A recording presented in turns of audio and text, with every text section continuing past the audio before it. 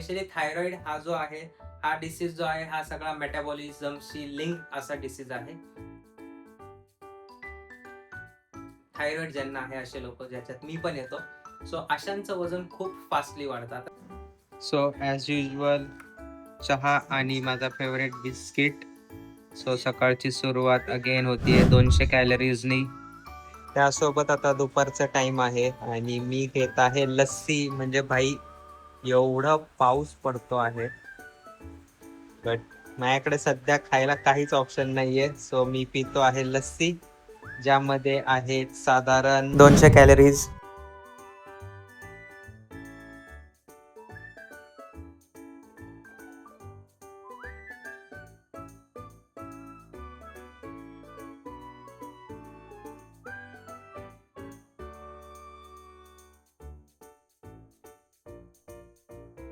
Hello guys, welcome back to my channel. आता वाजले आहेत अगेन रात्रीचे 10:15 आणि आजचा दिवस जो होता, आजच्या दिवसामध्ये मी सकाळपासून जे आहे, मी फक्त चहा बिस्किट खाल्लंय आणि 1 ग्लास लस्सी पिली आहे. आणि मला माहिती आहे की डाएट मध्ये हे पण चुकीचं आहे की तुम्ही दिवसभर काही खात नाही, बट कधी कधी असा दिवस येतो की म्हणजे मी स्वतःला ठरवतो की नाही, आज मला काहीच खायचं नाहीये. तर त्यातला आजचा एक दिवस होता. तर सकाळपासून ह्या फक्त मी 2च गोष्टी खाल्लेल्या आहेत, ज्यामध्ये हार्डली 450-500 कॅलरीज होत्या. आणि अगेन पूर्ण घामाने भिजलेलो आहे, मी घरी आलेलो आहे. आणि आजही जवळपास 2-2.25 तास एक्सरसाइज झालेला आहे, ज्यामध्ये बॅडमिंटनच्या जवळपास एक 10 गेम्स डबल्सच्या आणि ऑलमोस्ट मी म्हणेल की 1200च्या आसपास स्किपिंग. सो टोटल वॉच नाही, आता टोटल माझं आजचं कॅलरी बर्न होतं 500 कॅलरीज आणि आतापर्यंतचं कॅलरी इनटेक आहे 550 कॅलरीज. हा होता आजचा माझा दिवस इन टर्म्स ऑफ मी किती एक्सरसाइज केला आणि किती खाल्लं. आणि आता पुढे बोलायचं म्हणलं तर यस, मध्ये गॅप झाला 3-4 दिवस. 3 दिवस व्हिडिओ टाकले नाही, कारण जसं मी सांगितलं, कंपनीच्या कामानिमित्त मी आउट स्टेशन गेलो होतो 3 दिवस. तिकडं भरपूर खाल्लं, तिकडे कॅलरीज बर्नचा काही विषयच नव्हता. पण खाण्यामध्ये बऱ्यापैकी 2 वेळा थाळी खाल्ली, एकदा नॉनव्हेज खाल्लं, एकदा बरंच काय काय खाल्लं मित्रांनो तिकडे. सो ऑलमोस्ट तिकडे मी दिवसाला 1700 कॅलरीज 3 दिवस, ॲव्हरेज आउट केलं तर 1500 कॅलरीज मी 3 दिवस तिकडं मी खाल्लेले आहेत विदाउट एनी एक्सरसाइज. सो आजचा माझा दिवस आहे 23 पासून साधारण मी स्टार्ट केलं होतं. सो 7 आणि 4 11 दिवस असेल. अगेन मी बघेल. सो माझ्या जर्नी मधला जो 200 दिवसाचं मी चॅलेंज घेतलं होतं, आजचा होता 11वा दिवस. हा होता या प्रकारे. आता चला बोलूयात थोड्या दुसऱ्या गोष्टींबद्दल. आता वेट लॉस करताना वजन अशा लोकांचं वाढतं की एकतर त्यांना खायवर कंट्रोल नाहीये, किंवा त्यांचं मेटाबॉलिझम चांगलं नाहीये, किंवा त्यांना हायपोथायरॉइडिझम आहे. अगेन हायपोथायरॉइडिझम किंवा थायरॉइड जे आहे आणि मेटाबॉलिझम हे लिंक्ड आहे एकमेकांशी. आणि मला स्वतःला थायरॉइड आहे आणि मी असं ऐकलं आहे की जवळपास 10 मध्ये 3 जणांना आजकाल थायरॉइड डिटेक्ट होतोय. ते अडल्ट्रेशनमुळे असो किंवा जेनेटिक असो किंवा काही बाकी फॅक्टर्स त्याचे असतील, but 3 out of 10 Indians are now having thyroid, असं मी न्यूज वाचलेली आहे. तर मी पण थायरॉइड आहे. मला जवळपास 2008-9 मध्ये डिटेक्ट झाला होता आणि मला हायपोथायरॉइडिझम आहे. आता जसं तुम्हाला माहित असेल, हायपो आणि हायपर 2 प्रकारचे थायरॉइडचे डिसीज असतात. तर मला हायपोथायरॉइडिझम आहे आणि जवळपास 2009 पासनं मला आहे. जसं माझी 10th झाली तेव्हा मला म्हणजे माझी हाईट वाढत नव्हती. सो आम्ही डॉक्टरांकडे गेलो. देन इट वॉज डिटेक्टेड की हायपोथायरॉइडिझम आहे. सो मला डेली एक गोळी घ्यावी लागती, जी आधी 12.5 mg होती, मग 25, मग 50, 75. सो आता मला 75 mg डेली चालू आहे थायरॉक्सिन. सो जनरली मी जे बघतो, ज्यांचं वेट गेन होतं, आता फिमेल असतील तर थायरॉइड आणि पीसीओडी और पीसीओएस जे पण आहे, आणि मुलांमध्ये बघायचं म्हणलं तर जनरली ज्यांचा जास्त कंट्रोल नसतो खाण्यावरती और जास्त ड्रिंकिंग स्मोकिंग असतं आणि थायरॉइड सारखे लोक, थायरॉइड ज्यांना आहे असे लोक, ज्याच्यात मी पण येतो. सो अशांचं वजन खूप फास्टली वाढतं. आता स्पेशली थायरॉइड हा जो आहे, हा डिसीज जो आहे, हा सगळा मेटाबॉलिझमशी लिंक असा डिसीज आहे. त्यामुळे वेट गेन होणं हे थायरॉइडमध्ये, हायपोथायरॉइडमध्ये होतं. आता थायरॉइड आहे म्हणजे वजन वाढतंच असं नाही, लक्षात घ्या. थायरॉइड आहे म्हणजे दोन्ही थायरॉइड असू शकतात, हायपर आणि हायपो. हायपरमध्ये कम्पॅरेटिव्हली वजन वाढत नाही किंवा थोडंसं कमी होतं. तर त्याबद्दल जास्त मला माहिती नाही, कारण मी हायपोमध्ये येतो. सो जनरली मला थकवा लागणे, केस गळणे, कॉन्सन्ट्रेशन नाही राहत माझं, चलबिचल कंटिन्युअस, आणि वेट गेन होत राहणं. म्हणजे काही नाही खाल्लं, किती कंट्रोल केला तरी ऑटोमॅटिक वेट गेन होतं. असं होतं हायपोथायरॉइडिझम मध्ये. आणि ह्याच्याशी मी जवळपास 2009 पासून लढतोय ह्या गोष्टीशी. जसं मी सांगितलं, मी जवळपास 3 ते 4 वेळा 7 ते 8 किंवा 10 किलो पर्यंत वजन कमी केलेलं आहे. पण ते अगेन म्हणजे माझं खाणं तेवढंच जरी राहिलं तरी अगेन ते वाढत जातं. आता थायरॉइड मध्ये नेमकं होतं काय हे सांगतो. आता थायरॉइड मध्ये जसं तुम्हाला माहित असेल की थायरॉइड स्टिम्युलेटिंग हॉर्मोन नावाचं एक हॉर्मोन असतं, TSH ज्याला म्हणतो आपण. आणि ते जे असतं ते पिट्युटरी ग्लँड मधून आपल्या रिलीज होतं, जी हायपोथॅलॅमस मध्ये असते. आता पिट्युटरी ग्लँड मधून बरेच सारे हॉर्मोन्स रिलीज होतात, त्यामधलाच एक TSH आहे. आता थायरॉइड स्टिम्युलेटिंग हॉर्मोन जो आहे तो रिलीज झाल्यानंतर T4 आणि T3 रिलीज होतात, म्हणजे टेट्रा आयोडोथायरोसिन आणि tri iodothyronine. So T3 is the active form, म्हणजे TSH जेव्हा रिलीज होतो तेव्हा T4 रिलीज होतो, आणि T4 नंतर त्याचा जो ऍक्टिव्ह फॉर्म आहे T3 हा आपल्या सेल्स मध्ये रिलीज होतो. आता याचं सगळ्यात मोठं काम थायरॉइड हॉर्मोनचं काय आहे किंवा थायरॉइडचं काय आहे, तर it is metabolism.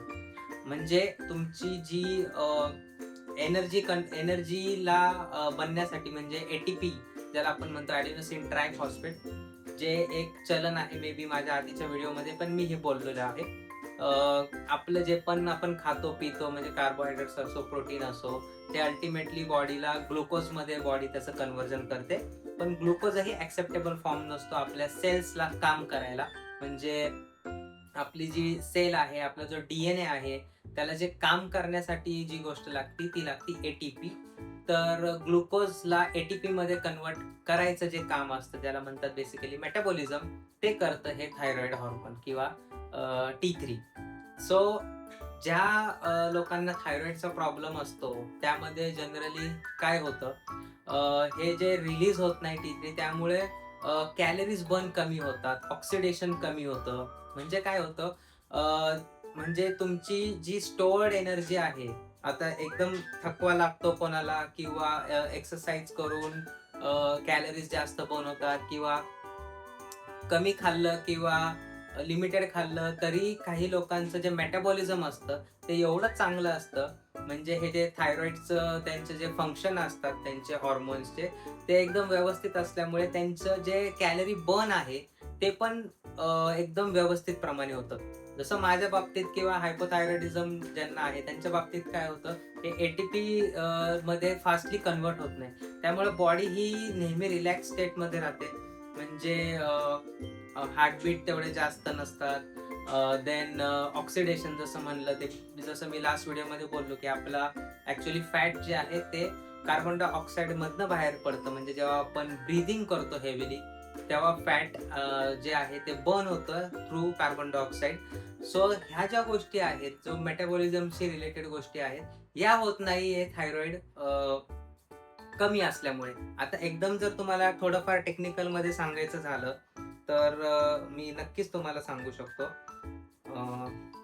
Just a second. Yes. तर जसं मी म्हणलं की T3 जो आहे हा ऍक्टिव्ह हॉर्मोन आहे, सो त्याला मेटाबॉलिझम हॉर्मोन पण म्हणतात.